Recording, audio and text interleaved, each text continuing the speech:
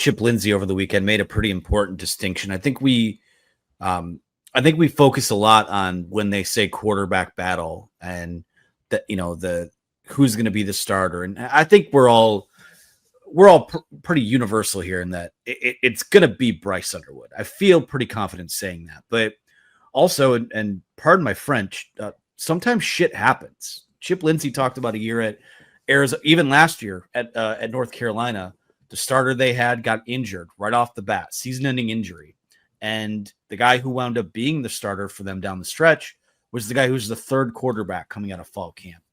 There was a year when he was at Arizona State where due to injuries, and this is obviously the max extreme of it, they played 5 quarterbacks because of injuries. So it's less about, who is the biggest threat to Underwood to win the job and more, okay, if something happens, how many of these guys are playable?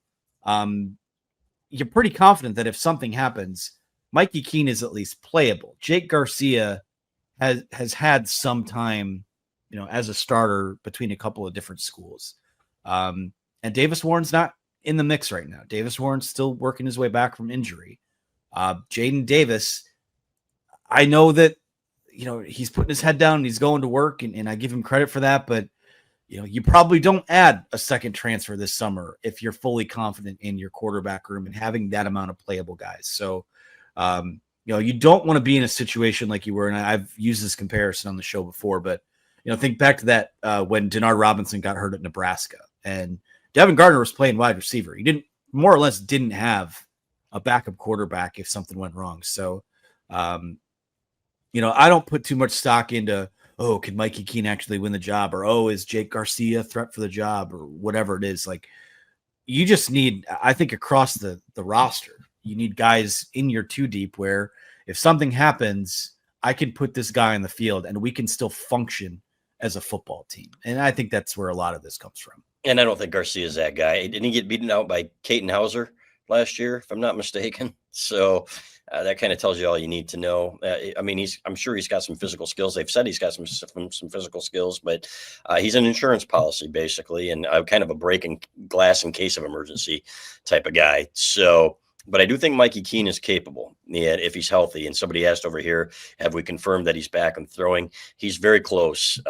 He's very close to being 100%. And he told us, I think he told us during our podcast, fellas, that he was getting right on the right track, and he's feeling much better about it. So, and he has made strides since then, from what we understand. So that's the answer to that question.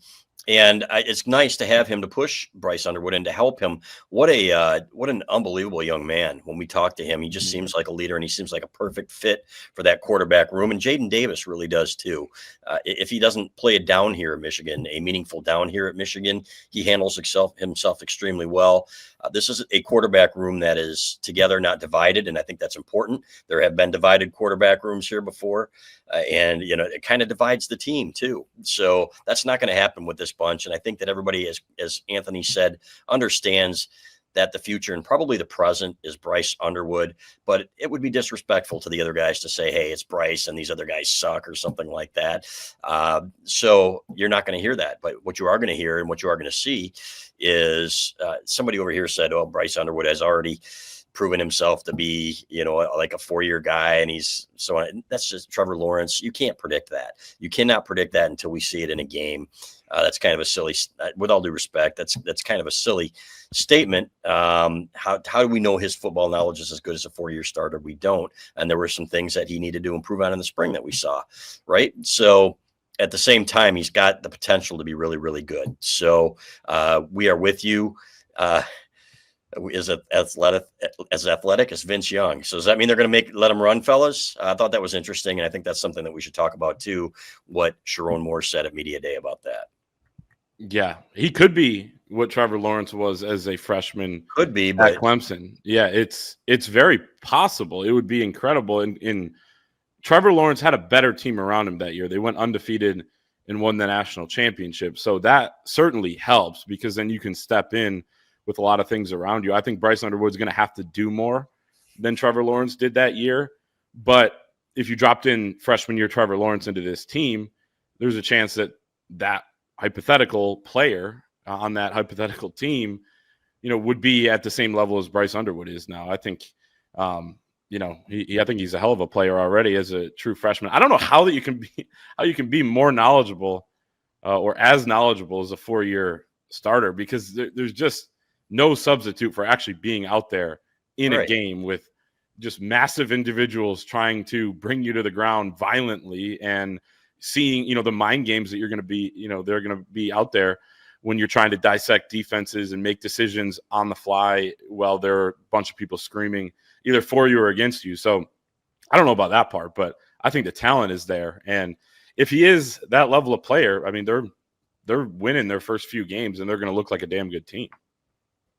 It's important to, and I've written this more than a few times this offseason in terms of the consensus kind of seems to be that he is maybe the best true freshman quarterback recruit that's come out since a Trevor Lawrence. But Clayton, you hit on it there. Like, Trevor Lawrence stepped into an infrastructure of a team that was ready to win a national title.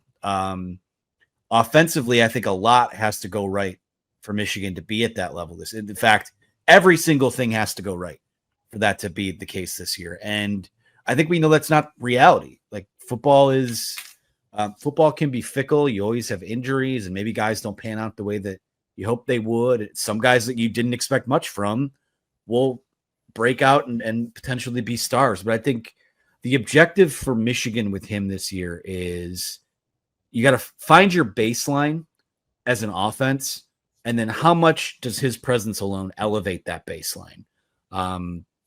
This needs to function. This needs to, this isn't a 1-year play for him either. Obviously, if he's as good as you think he can be, it's hopefully a 3-year play. And maybe there's a fourth year in there somewhere if Michigan's loaded and the right set of circumstances bring him back to school. But, you need to get him a nice baseline to build off of heading into 26 and 27, which feels like a much more attainable championship window. Not to say that I think that probably the ceiling of what this Michigan team is, and this is if everything goes right, is about what that Notre Dame team was last year. But when Notre Dame got to the national title game, just wasn't what they were doing, just wasn't quite enough. I think it's going to take it. Yeah.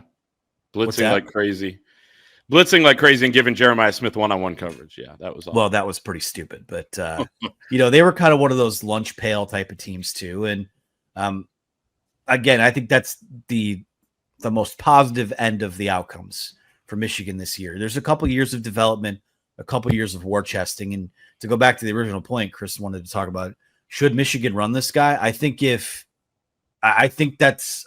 too good a dual threat guy to not run him. Now, I'm not running him like Lenora Sellers or like Lamar Jackson, but I think you can do some of the things that they wanted to do with Alex Orji, and you have the arm to actually make those plays when the defense loads the box and things like that. So I think that there is a path where he can run 5, 6, 7 times a game. And with one or both of those backs on the field, that's, this run game is still going to be the engine that makes this thing go this year. Yeah, 100%. And I think, as Sharon said, he goes, well, those defensive guys are bigger than him too. He could still get hurt. You better have 2 quarterbacks. So, but at the same time, if you're doing your offense a disservice if you don't open it up. This guy is just too good with his legs to not let him do some stuff. And he talked about JJ McCarthy. He said, JJ was always asking me if I could do that. And I said, no, and we need you to stay healthy. JJ was not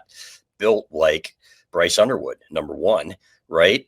Number two, he's as good as JJ was with the ball. I think Bryce Underwood's better in terms of being a pure runner. So that's going to be something. I don't think, obviously we aren't expecting Sharon Moore to give away the state secrets and the game plans to all these games. And I do think that he was probably, there are going to be times where they run him. They're going to have to, and some of these big games, then, you're going to have to turn them loose if you want to win these big games, some of these road games that are going to determine your season. There are 4 swing games on the schedule. You win 2 of them, you're in the playoff, and you have a possibility, guys, of going to the Big Ten championship game. So It'll be interesting to see how they use him. And again, a lot of this is going to come down to the offensive line too. A big year for these guys. But to me, you make it easier for them if you give them more options too.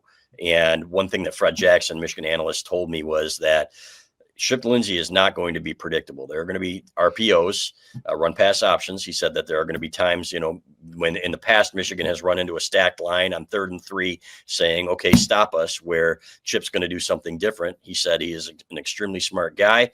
We've seen him, what he's done with his offenses everywhere he's been. I don't expect him to change that just because Michigan is a run first place.